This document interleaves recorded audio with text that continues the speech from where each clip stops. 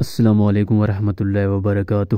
ایک بزرگ دریا کے کنارے دنیا سے قدرے ہٹ کر کٹیا میں رہتے تھے۔ ان کے پاس ایک نوجوان گیا جو حق کا متلاشی تھا۔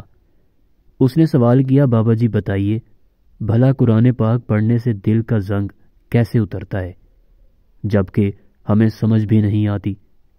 بابا جی گہرے استغراق میں گم تھے، سنی انسنی کر دی۔ نوجوان نے پھر سوال کیا۔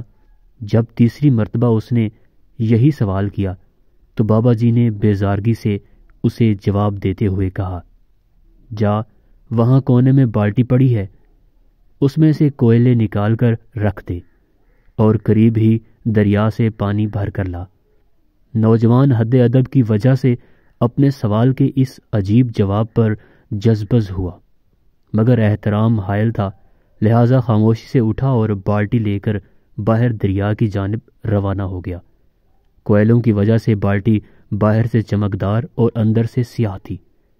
جیسے ہی نوجوان نے دریا سے پانی لیا اور بالٹی اٹھا کر چلا تو یکا یک اسے معلوم ہوا کہ بالٹی میں سوراخ ہیں جن سے پانی کٹیا تک پہنچتے پہنچتے سارا بہہ گیا۔ وہ اندر داخل ہوا، بابا جی نے سارا ماجرا سنا اور کہا، دوبارہ جا۔ نوجوان سمجھ گیا کہ بابا جی کی بات میں ضرور کوئی حکمت ہے، لہٰذا بالٹی اٹھائی اور پھر چل پڑا۔ دوبارہ پانی بھرا، مگر پھر وہی ہوا، سارا پانی پہنچنے سے پہلے بہہ گیا۔ بابا جی نے سنا، لیکن پھر کمال لاپرواہی سے کہا کہ جا پھر لا۔ نوجوان نے اسی طرح کئی چکر کاٹے۔ جب تھک گیا تو بابا جی کو کہنے لگا، آپ نہ جانے کیوں میرے ساتھ یہ سلوک کر رہے ہیں، جبکہ آپ دیکھ رہے ہیں کہ بالٹی میں کسی طرح سے پانی نہیں آ سکتا۔ اب بابا جی مسکرائے اور کہا، ذرا دیکھ بالٹی کو اندر سے، کیا یہ ویسے ہی سیاہ ہے جیسے پہلے چکر میں تو نے اسے دیکھا تھا؟ نوجوان نے بالٹی کو دیکھا اور کہا، نہیں، اب تو یہ صاف ہو گئی، اتنی بار پانی جو بھرا ہے اس میں۔ بابا جی نے شفقت سے مسکراتے ہوئے کہا، پانی نہیں پہنچا، لیکن اس کی صفت نے بالٹی کو سیاہ سے سفید کر دیا ہے۔